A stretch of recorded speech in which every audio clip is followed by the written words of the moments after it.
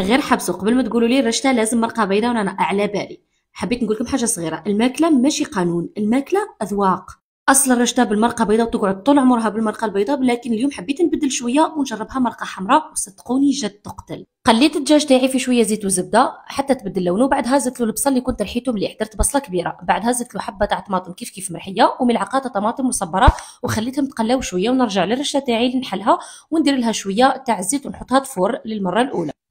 نرجع للمرقه تاعي، راح نلقاها تقلت شويه تما باش نحط الملح، فلفل اسود، فلفل احمر، والقزبر مرحي، واذا تحبوا توابل اخرى تقدروا تزيدوا كيما راس الحانوت، ونخليهم في النار يتقلاو على نار قليله. ونرجع للرشته تاعي نلقاها فارت، نروح نفتحها ونزيد لها هنايا نصف كاس تاع ماء فيه شويه تاع ملح، خلطها مليح ونزيد نرجعها تفور للمره الثانيه. في هذاك الوقت نرجع للمرقه تاعي نلقاها تقلت مليح وقررت زيتها، تما راح نزيد الحمص، ونزيد زوج حبات تاع سناريه وشويه تاع خردل راح يزيد لها بنه كبيره، والفلفل الحار اكيد، ونمرق بالماء اللي يكون دافي ونخليها تطيب. نرجع هنا تاني للرشته تاعي نلقاها فارت، بصح في المره هذه راح نسقيها بشويه من المرق. المرق هذاك راح يعطيها لون وبنه خياليه. شوفوا معايا برك مش تشهيه. هنايا نزيد نرجعها تفور للمره الثالثه والاخيره ونخليها ابار.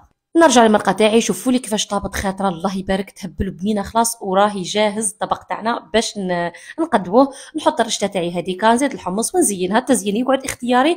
وهنا الرشته تاعي ما تتجمرش، نصبوا عليها هذيك المرق ديريكتومون، راح تمتص الرشته ديك المرق كامل وتجي بنينه وخفيفه وحدها مجمره. نصيحه برك، ما تتعصبوش للاكل، كونوا open minded people، حاولوا تتقبلوا الاختلافات والاذواق الاخرين. انا هنا مانيش نشوه في الوصفه، مي راني نجرب في حوايج جدد، جربوها.